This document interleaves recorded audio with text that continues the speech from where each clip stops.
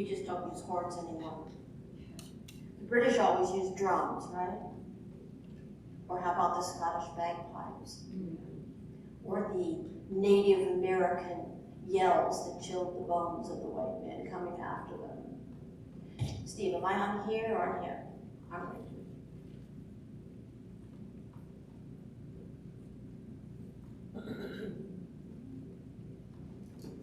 So, Dayenu is a song that's part of the Jewish holiday of Passover, which is coming up for us very soon. The word Dayenu means it would have been enough, or it would have been sufficient, or it would have sufficed. The D-A-Y in Hebrew means enough, and the E-N-U is the first person plural, so it means to us. Enough to us. This is a traditional upbeat Passover song, and it's about 1,000 years old. So it's not as ancient as the Old Testament, but it's something that they still continue to sing at least once at Passover, probably more. It's such a fun little song. How can you not just sing it? The earliest full text of the song occurs in the first medieval Haggadah in the 9th century.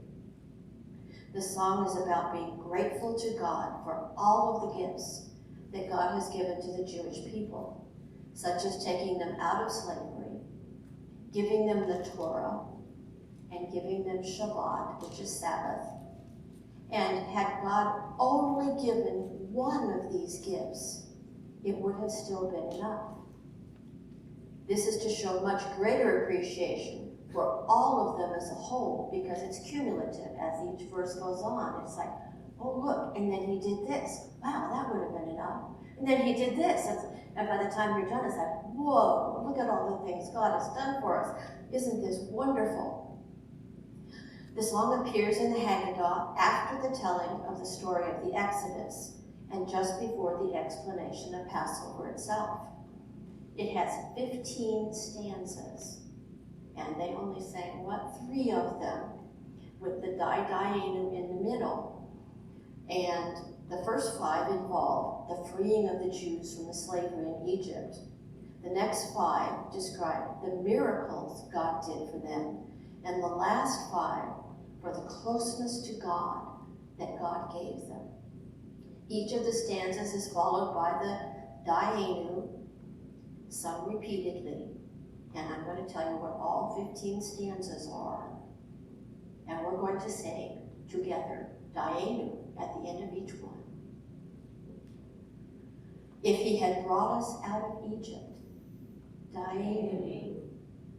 If he had executed justice upon the Egyptians, Dayenu. If he had executed justice upon their gods, Dayenu. If he had slain their firstborn, Dayenu. If he had given us their health and wealth, Dayenu. Now, those are all very Old Testament-y thoughts there, which we're hoping we've grown past some of them, but still, all of these things. God protects us, God leads us, God saves us. The next 5 about the miracles. If he had only split the sea open for us, Dayenu. If he had led us through on dry land, Dayenu. Have you ever been led through a really bad time on dry land like this, where it felt like the seas were about to crush you on both sides, but God is there with you and you made it through safely? Dayenu. If he had drowned our oppressors, that's a little grisly, but still. I mean, imagine you're on the other side and they're coming through the sea after you. I'm sorry, you would have felt glad that they couldn't do so anymore. Dayenu. If he had provided for our needs in the wilderness for 40 years, Dayenu. If he had fed us manna, Dayenu.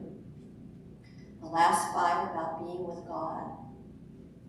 If he had given us Shabbat, So on top of all the rest of these things, now he's given us the Sabbath to spend with God, to become close, to connect, to learn love. If he had led us to Mount Sinai, Dayenu. If he had given us the Torah, Dayenu. If he had brought us into the land of Israel, Dayenu. If he had built the temple for us to worship, Dayenu. So just pause and think about those for a minute. The actual events in the story, or events in your own life that they reminded you of. In what ways are we like those people in Israel?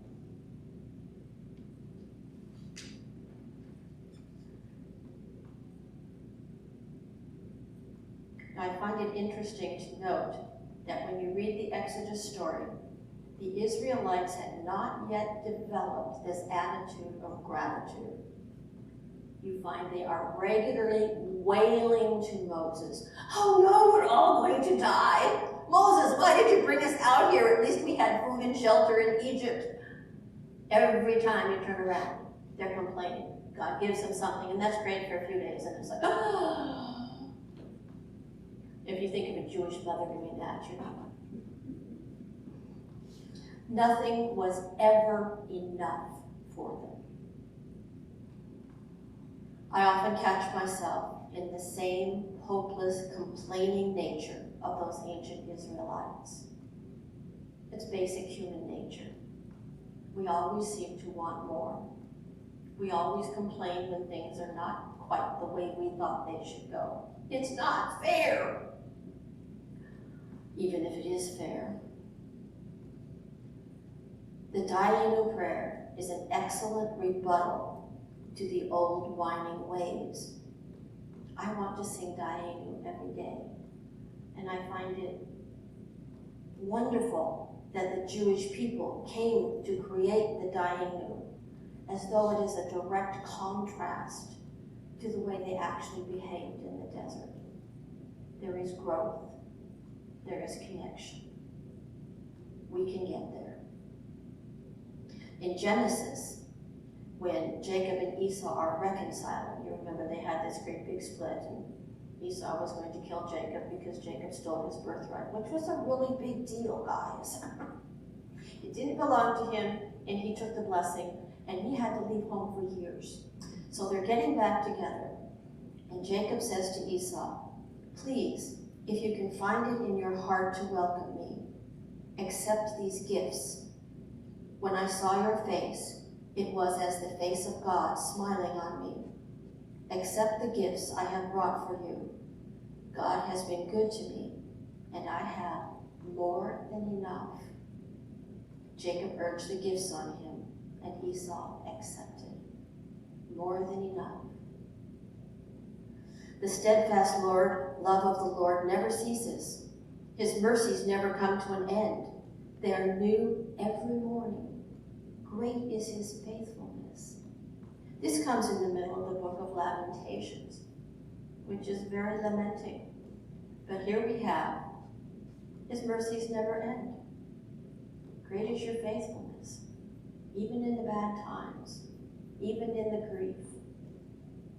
God is enough. In Colossians, Paul writes, and I'm reading from the Message version, so it's a little more upbeat and out there than your standard versions. God rescued us from dead-end alleys and dark dungeons. He set us up in the kingdom of the Son he loves so much. The Son who got us out of the pit we were in, got rid of the sins we were doomed to keep repeating. He set us up. He's given us everything we need. In Corinthians, my grace is sufficient for you, for my power is made perfect in weakness. Boy, that's me. I have weaknesses galore. And that's where the power of God shines through, is in those weaknesses. When I'm all upbeat and I feel, hey, I can do anything. That's me. That's just me. When I'm weak, when I'm down, then God shines through. I don't know if any of you know of Meister Eckhart. He was a 14th century theologian, and he has much to say about meditation and contemplation and spirituality. If the only prayer you said was thank you, it would be enough. So, now we come to the you join me part of the sermon. I always try this, and people always sit there and look at me like, time for you to participate. What if we challenge ourselves to write our own Dayenu? We might start way back at the beginning, when there was only God. Dayenu. If Yahweh God had only set the universe in motion, Dayenu. If Yahweh only had remained involved in the universe forever, Dayenu. If God had only a suggestion,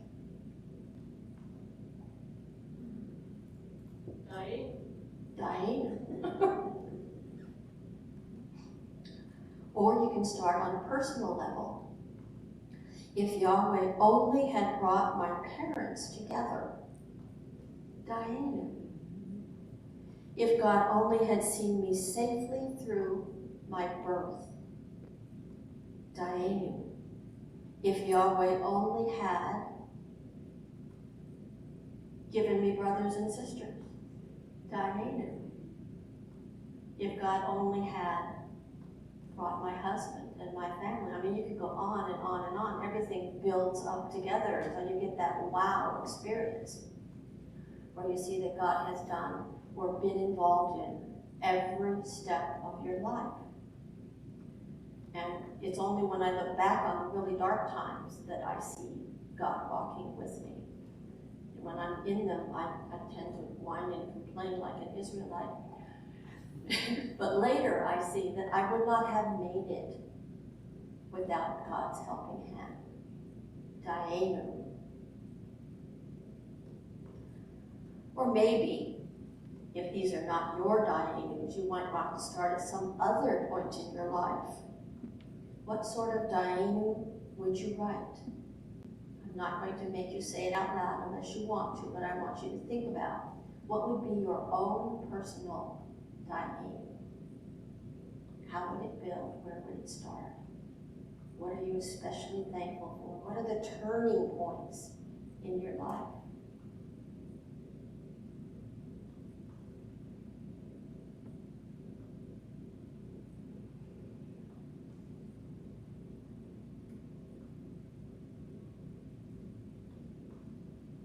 Dayenu. What if each of us started a daily Dayenu journal? We wrote at least one Dayenu verse every day and watched them grow and spiral and reminded ourselves of God in our lives. An easy thing. I mean, they always say, oh, you should journal. It's a good thing, spiritual journaling. And you go, well, what the heck do I write? Write one Dayenu. Just sit down and think about it. What today am I thankful to God for? Do you think maybe we would start to live differently? Would we find more of the good and hopeful things in our daily lives? Maybe we would start complaining a little less. Maybe we could even develop an attitude of gratitude that's always there, ever present in our minds. We see and thank God, the people with us, our children, our parents. It's just always there, close to us. What would happen then? Every day, in every way, Dayenu, it is enough. Pamela, would you help me sing the Dayenu part? Sure. Dayenu, Dayenu.